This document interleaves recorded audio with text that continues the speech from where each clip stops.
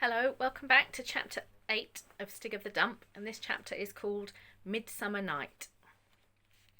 Barney lay awake on his bed. It was hot, and he hung his feet over the edge of the bed to cool them down. Somewhere in the room a summer mosquito was whining about, and from outside came the drone of a farm tractor working late, and the barking of dogs from the village. Though the curtains were drawn, he knew it was still daytime outside. It would be daytime for hours yet, but he had to go to bed in daylight just because he was only 8. Still, he wouldn't go to sleep. He couldn't, and it was so hot and stuffy. He had asked his grandmother why he couldn't stay up until it was dark, and she had explained that today was the longest day and tonight was the shortest night, and that it wouldn't get dark until after 10 o'clock. Far too late for a boy of 8 to stay up. All right, he thought, if it was the shortest night, he wouldn't go to sleep at all. He would see what it was like not to sleep. Barney thought of Stig. I bet he doesn't go to sleep when it's daylight, he thought, and he's how old? How old was Stig? About 8? 80? 800? 8,000?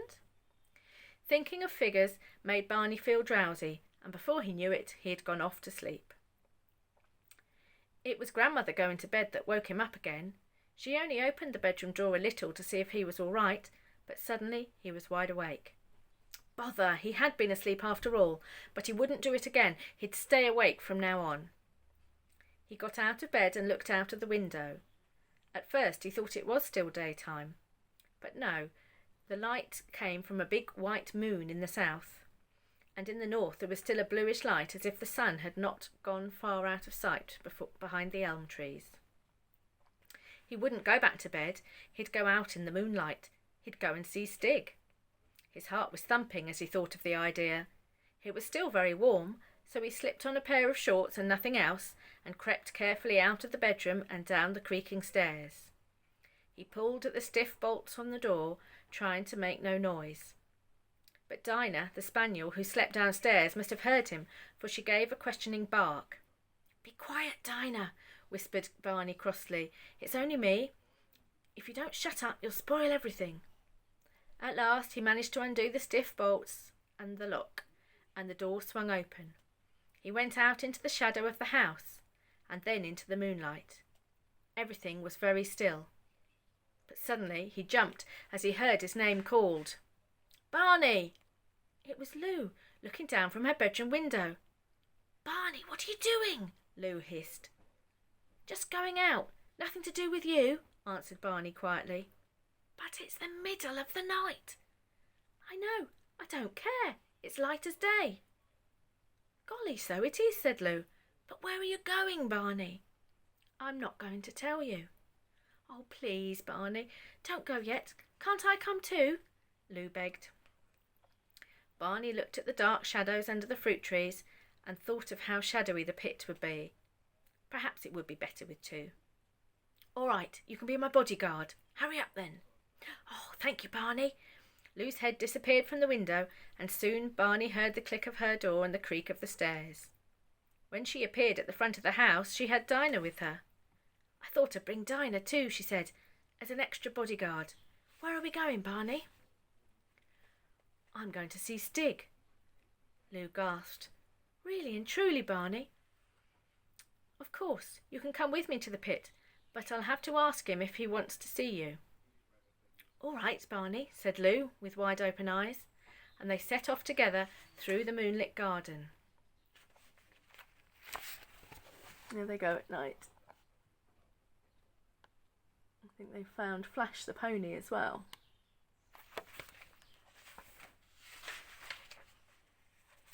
"The red roses look black in the moonlight," said Lou. "Do they?" said Barney. I can see as well in the moonlight as in the daytime. Come on." They went through the gate into the paddock. Flash the old pony was awake and cropping the dewy grass. He tossed his head and snorted in surprise when he saw them, and then went back to his feeding. They crossed the paddock. Dinah was running in rings along rabbit trails and came to the edge of the copse. In spite of the strong moonlight and the faint glow in the north, it looked very dark under the trees. They stood still. "Shh," said Barney. "What is it?" whispered Lou. "Isn't it quiet?" whispered Barney. It was so quiet that they could hear the chiming of a church clock from a long way away. 1, 2, 3, 4, 5, 6, 7, 8, 9, 10, 11, 12. "Midnight," breathed Lou. They walked to the edge of the dark wood together. Then they stopped. How different the moonlight made everything look. They seemed to be standing on the edge of a deep forest, pierced by shadowy glades, instead of the straggling copse that they knew. Even Dinah, who usually took any excuse to go plunging into the thickets after rabbits, seemed to hesitate. Then she sniffed the air on the back. Then she sniffed, and the hair on the back of her neck rose up, and she barked. Barney felt the hair on his neck rising too. He jumped as the pony came prancing up and snorted behind them, and stood looking with pricked ears in the same direction as Dinah. Dinah barked again.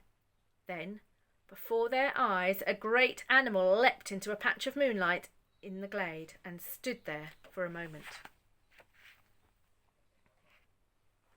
Can you see that?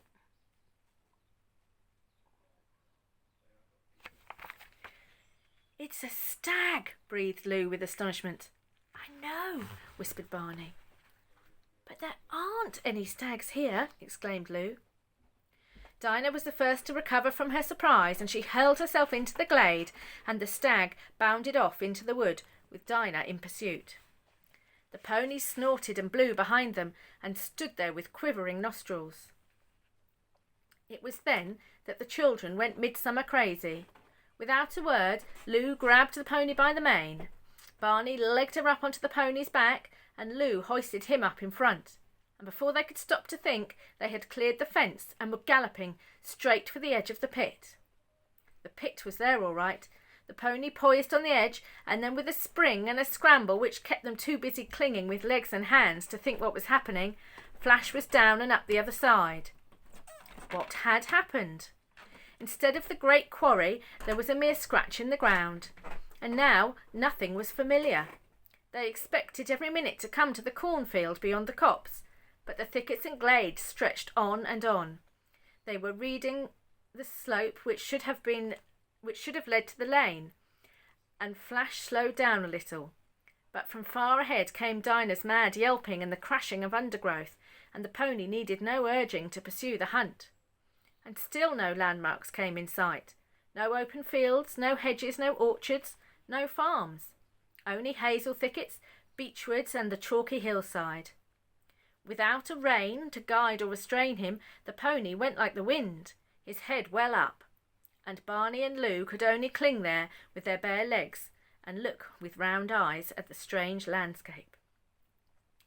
"Barney," gasped Lou, clinging to her brother more tightly than she had ever done before, "we're dreaming all this, really." "You may be, but I'm not," Barney shouted against the wind, and twined his fingers more deeply into the pony's mane. They were galloping up a little valley between clumps of bramble and taller bushes. There was no sound of barking from Dinah, and suddenly there in the moonlight was the dog, lying stretched out on the turf right in front of them. The pony slowed and swerved, and the children fell off in a tangle of limbs onto the soft turf that smelt of wild thyme, and the pony trotted off casually to get his breath back. Of the stag there was no sign. Barney and Lou sorted themselves out. Lou tried to stand up, but her legs felt woolly after using them to cling on with for so long, so she sat down again. "Well, Dinah," she said to the dog, "where's the stag, eh? Couldn't catch it, I suppose. Never mind, you're not a staghound, are you, eh, Dinah?" Then she turned to Barney. "Barney, if we're not dreaming all this, where are we?" "Don't know," replied Barney. "Let's go on just a little bit more, and maybe we'll see." There was a line of beech trees at the top of the little valley, and Barney felt there must be something the other side of them. He scrambled up the slope, went between the dark trunks, and beyond them was nothing. It was like flying. Smooth turf sloped down steeply under his feet, and far below the land was spread out like a map. "Lou," he called, "look where we are." They realised they were standing on the edge of the North Downs, a place they knew well enough, and the moon made everything as clear as day. And yet the more they looked, the stranger it was. There should have been pylons striding over the land carrying electric cables. There should have been squares of orchard, hop gardens, villages and churches. There should have been cement works in the distance by the river. And where was the tall television mast with the red light on top? They could see nothing but forest and heath over the whole floor of the valley. And out of the night, strange animal noises came up to them. And in all this stretch of empty land, there were only 3 points of light twinkling to show that man was somewhere about. The nearest light was only a little way along the side of the hills, and now they could hear human voices coming from it. "It's a campfire," said Barney. "Come on, let's go and see." "But it might be savages or something," said Lou doubtfully. "There aren't any savages in England." "There aren't any stags in this part of England, but we just saw one, and this doesn't seem to be England at all." "Well, it must be somewhere," said Barney. "Let's go and ask those people." "I think we ought to be careful," said Lou. "Let's creep up through the woods and have a look."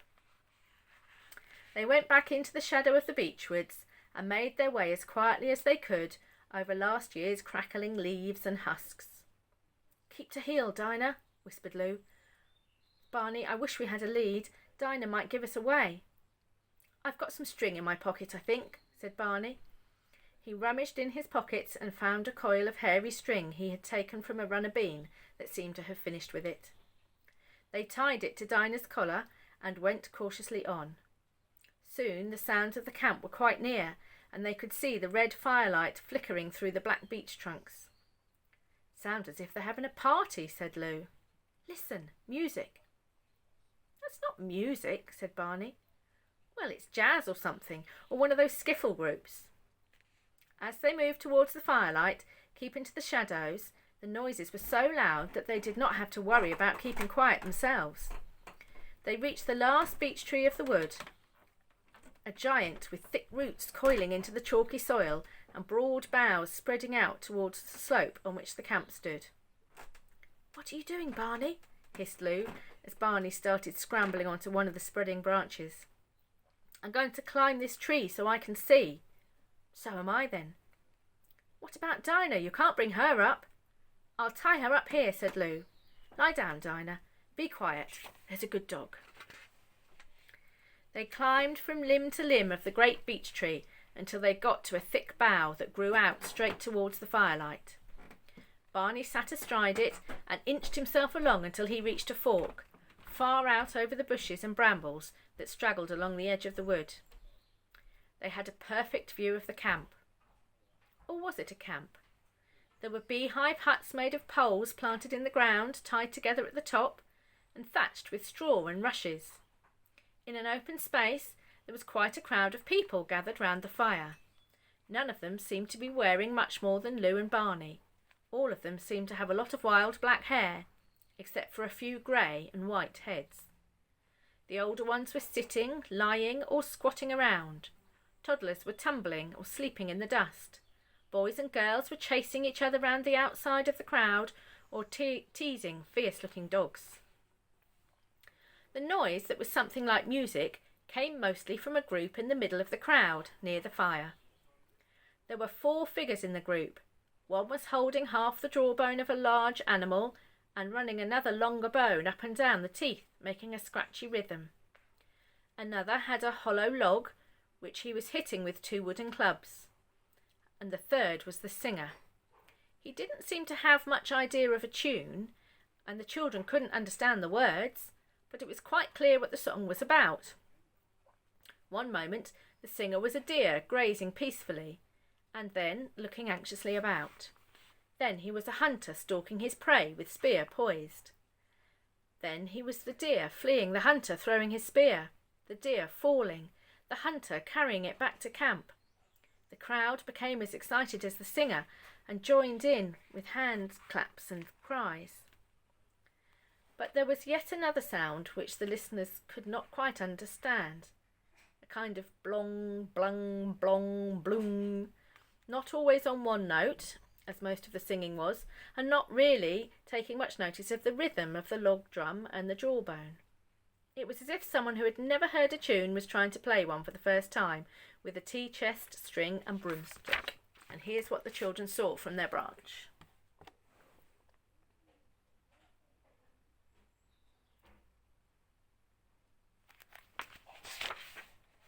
Then the bone scraper, in his excitement, joined the singer in a little shuffle dance, and the children could see the fourth member of the band. On the ground was a large hollow animal skull with great curving horns. Tied between the horns were 3 or 4 lengths of string or gut, and a small dark figure was squatting by this simple harp, plucking at the strings, blung, blong, bloom, blung, and taking very little notice of anyone else. In fact, the song came to an end, the drummer gave the final thump to his log, the bone scraper rattled to a stop, but the little harpist went on with his 3 notes as if he were the only musician in the world. Some of the crowd began to laugh and jeer at him as he played away, but it wasn't until someone threw a meat bone, catching him on the head with a clunk the children could hear in their tree, that the player looked up, as if surprised to see that he was not alone. Barney nearly fell off his branch. "It's Stig!" he almost shouted. "Hush, Barney," Lou hissed. "You'll give us away." "But it is Stig," said Barney excitedly. "I said he was clever. He probably invented that thing he was playing music on. Where's he going now?"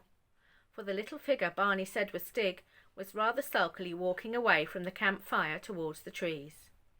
"He's coming this way," whispered Lou. "Barney, you're not going to give us away?" "Why not? He's my friend."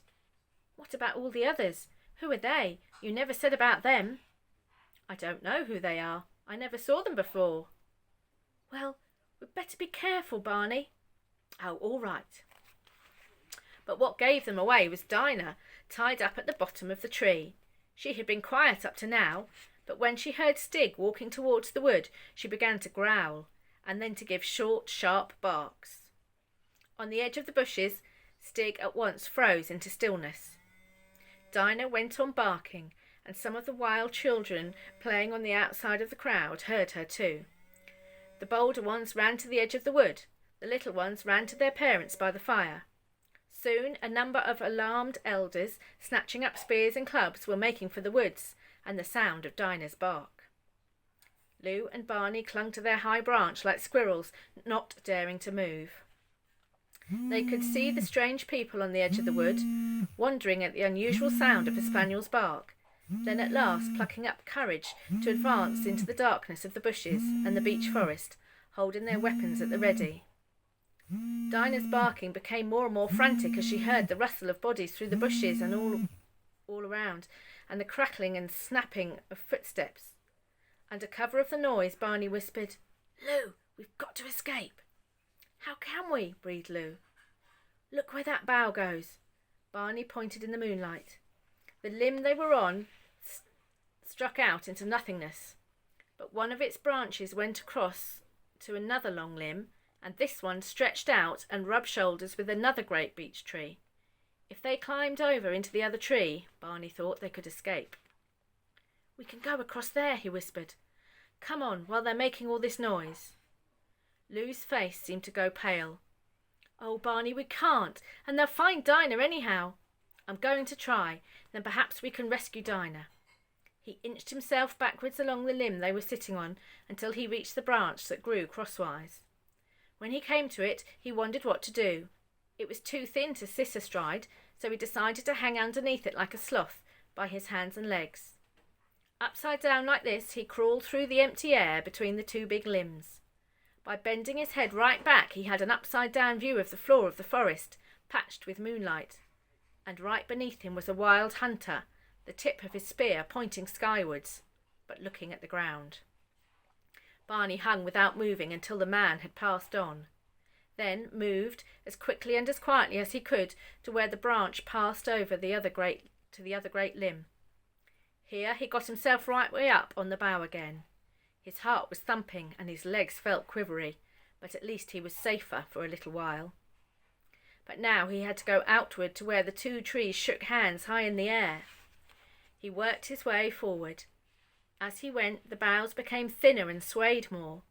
At last he was where the trees met, where the branches crossed. Their movement in the wind had rubbed a great dry scar, and nothing he could do would stop a loud creak coming from the rubbing place every time he moved. I must get over to the other tree, he thought. As quickly as he dared, he turned round so as to go backwards down the new branch.